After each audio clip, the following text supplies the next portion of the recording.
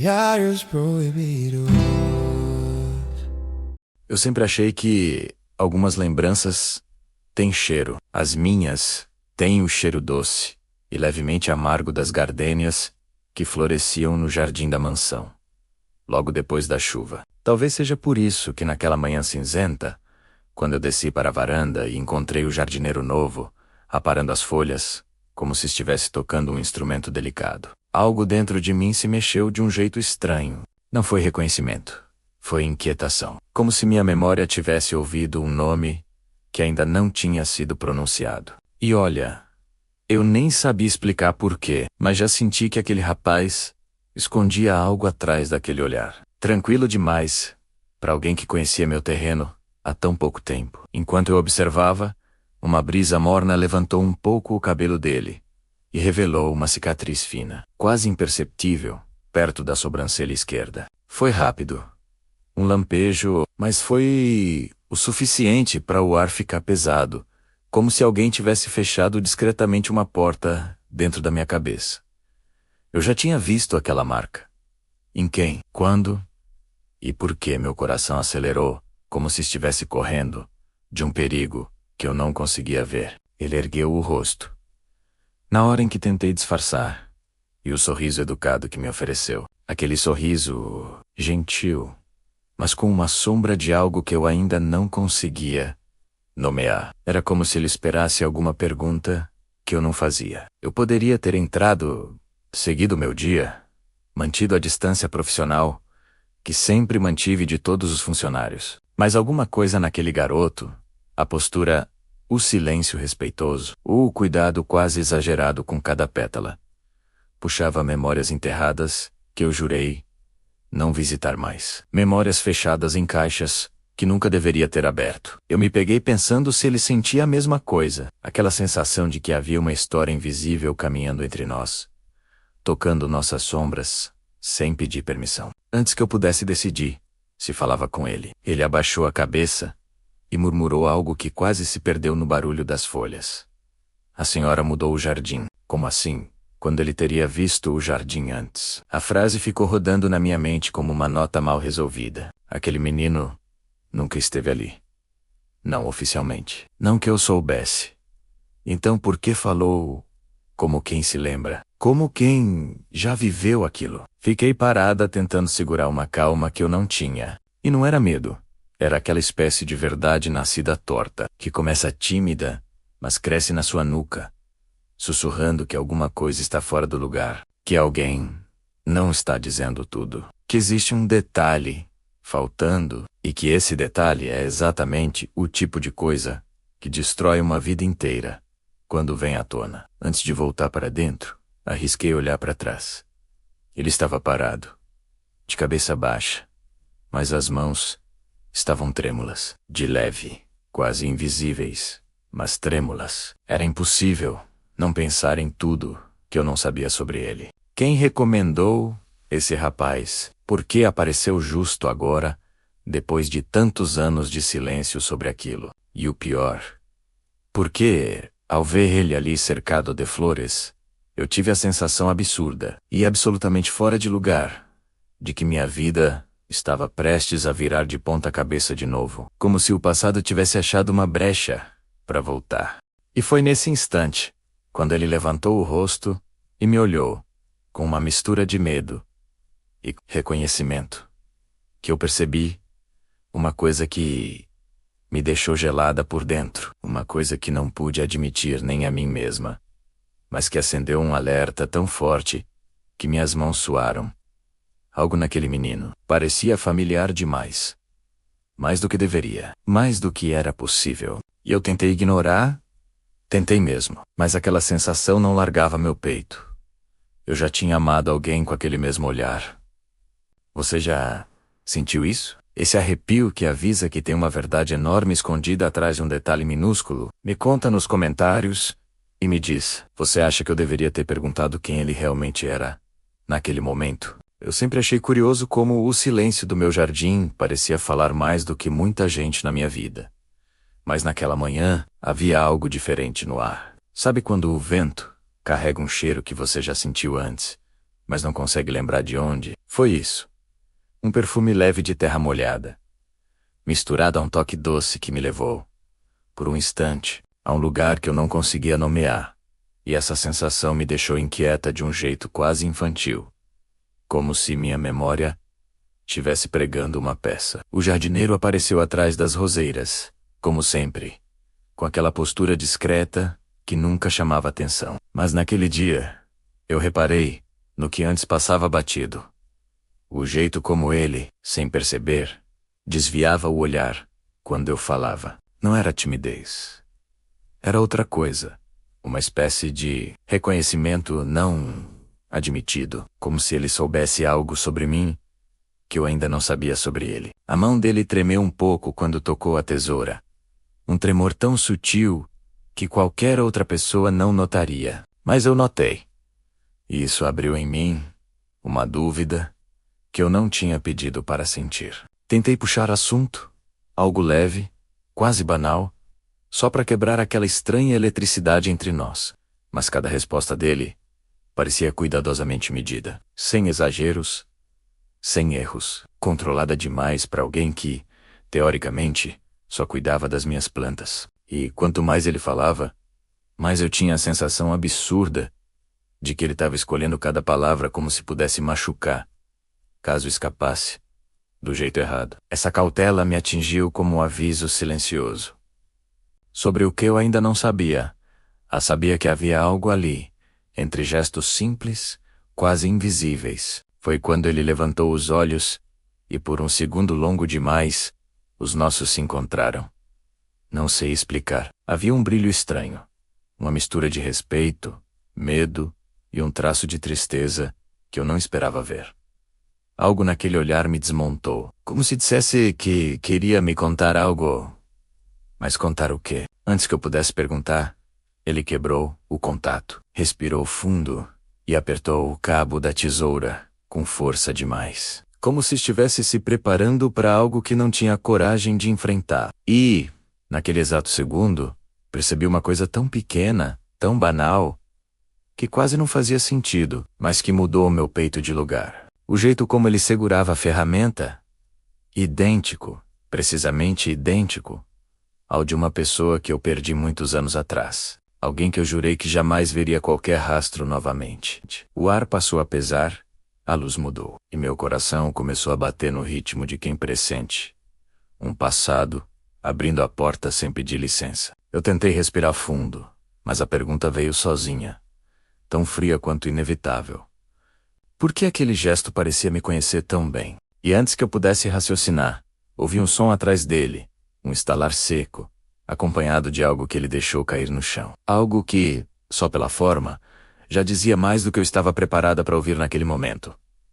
Você já sentiu isso também? Aquela sensação de que uma pessoa desconhecida guarda um pedaço da sua história? Me conta nos comentários. Eu juro que tentei ignorar aquele impulso estranho, mas quando algo te cutuca por dentro, aquela sensação fina, quase elétrica, não tem como fingir que nada aconteceu. No terceiro dia depois do incidente da caixa, como eu mesma passei a chamar, acordei com o sol atravessando as cortinas e aquele nome girando na minha cabeça como um mantra que eu nunca aprendi.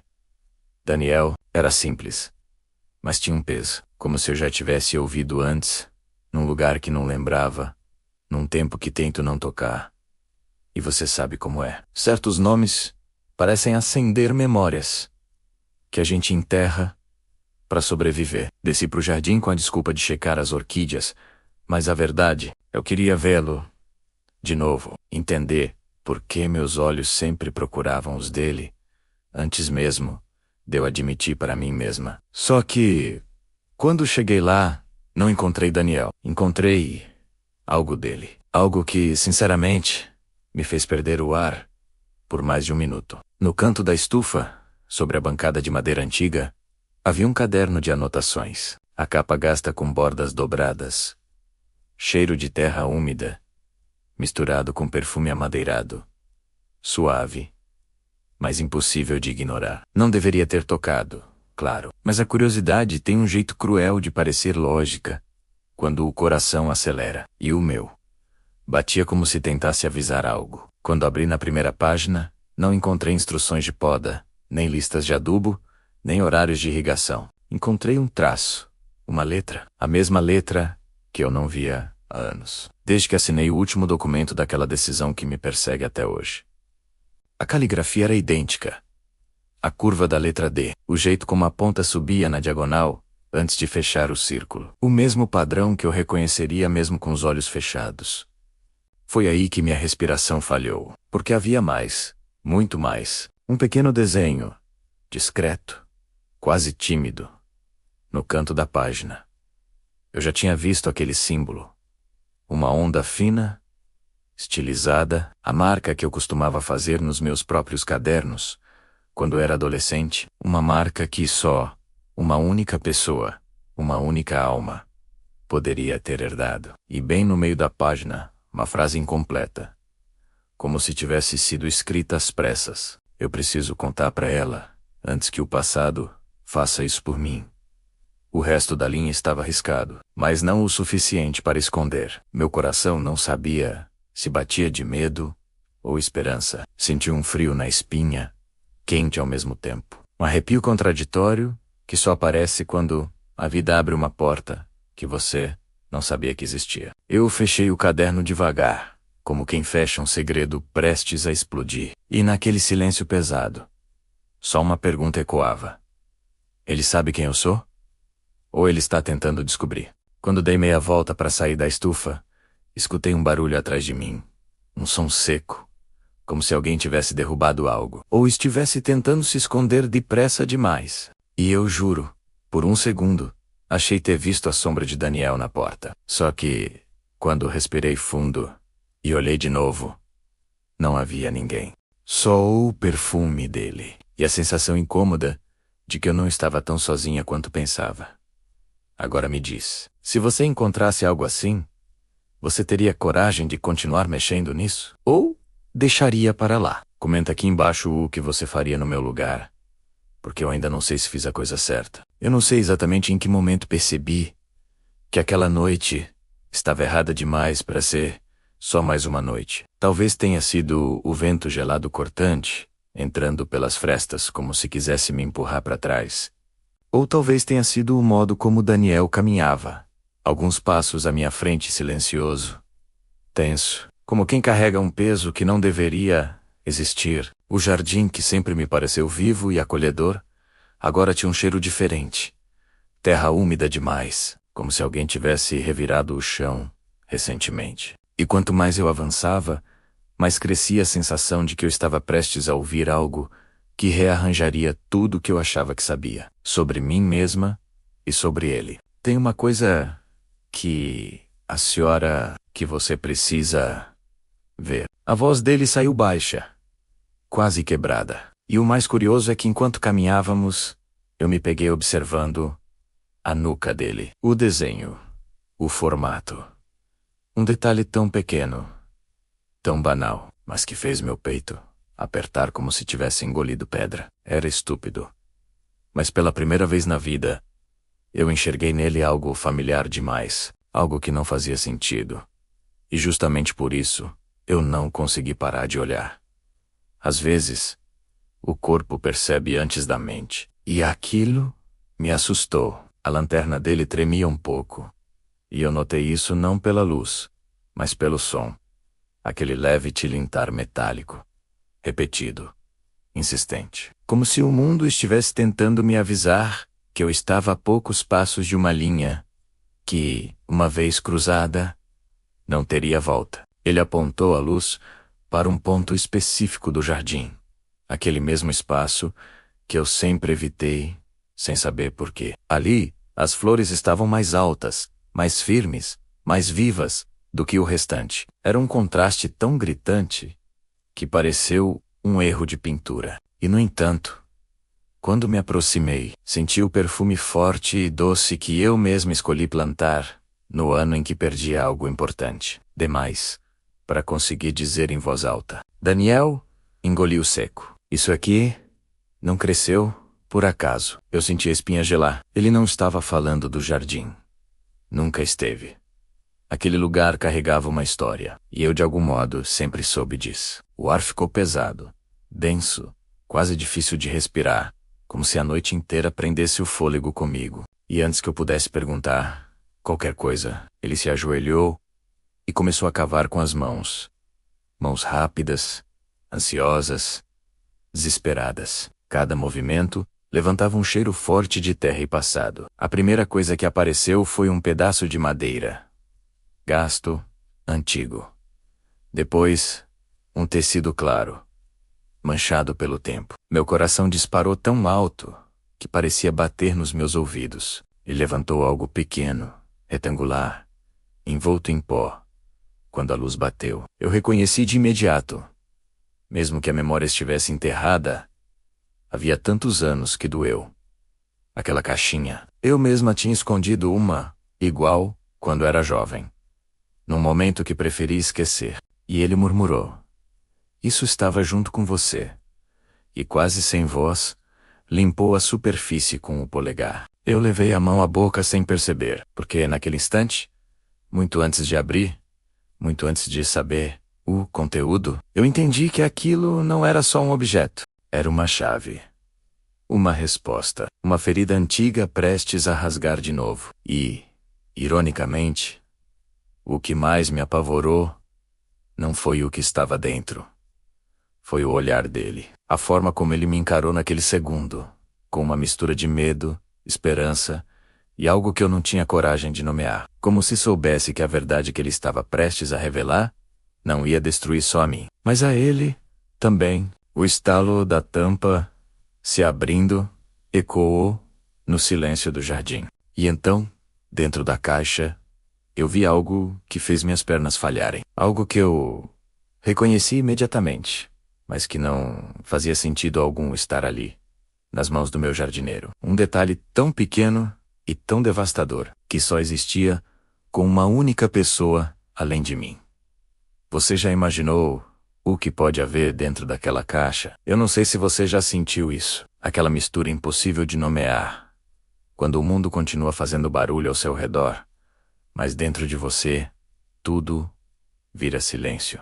Foi exatamente assim que eu fiquei, quando o médico terminou de falar, mais de 20 anos atrás. Eu era muito nova, e não sabia o que fazia direito. Todos me condenavam por tomar aquela atitude, mas no fundo do meu coração, eu amava aquela criança. E de repente voltei em mim, e vi que Daniel estava ali, parado.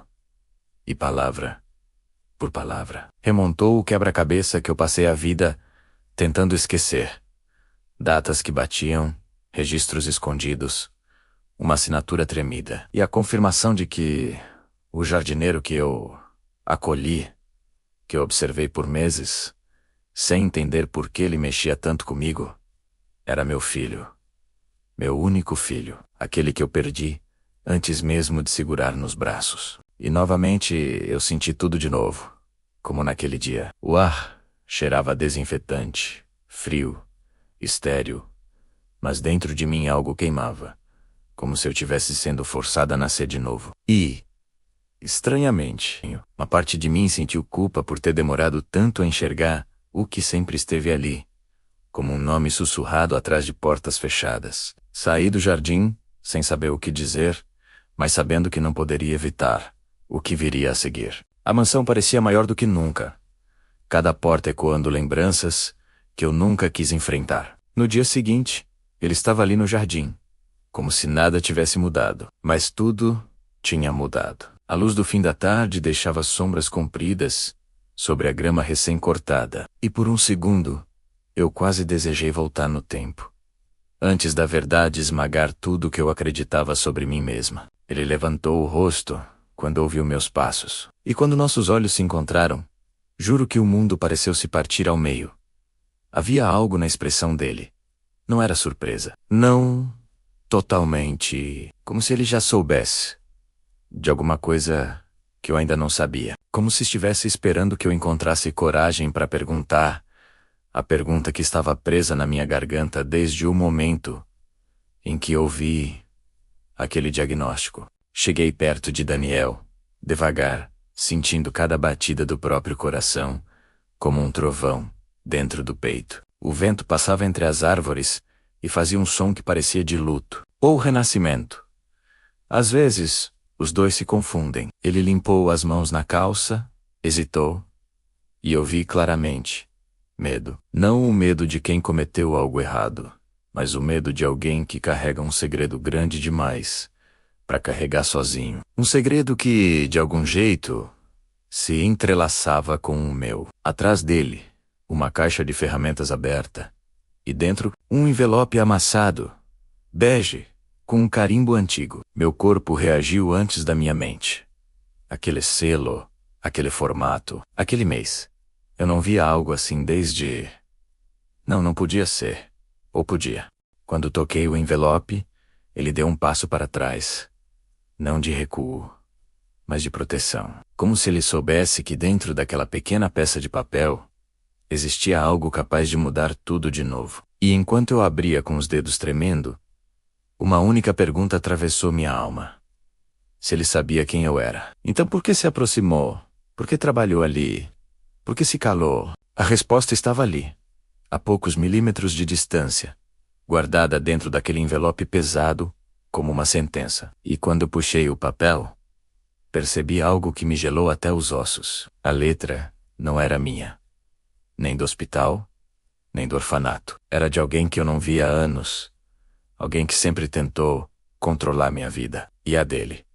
Mas antes que eu pudesse terminar de ler, ele disse meu nome. Não disse senhora, não disse patroa, não disse dona, mas disse meu nome completo, com uma entonação que só uma pessoa muito específica poderia saber usar. E quando ele começou a explicar da onde vinha aquele envelope, o mundo se inclinou de novo, como se estivesse prestes a desabar por completo. Por um instante que pareceu durar uma eternidade, Helena ficou ali, parada, olhando para o rapaz ajoelhado diante dela, como se o mundo tivesse girado rápido demais. O vento atravessava o jardim com uma frieza quase simbólica, balançando as folhas das roseiras que ela mesma havia pedido para ele podar naquela manhã. Ele levantou o olhar devagar, como quem carrega um peso que já não consegue esconder, e quando finalmente encontrou os olhos dela, não tinha mais como voltar atrás. Eu nunca quis que você descobrisse assim,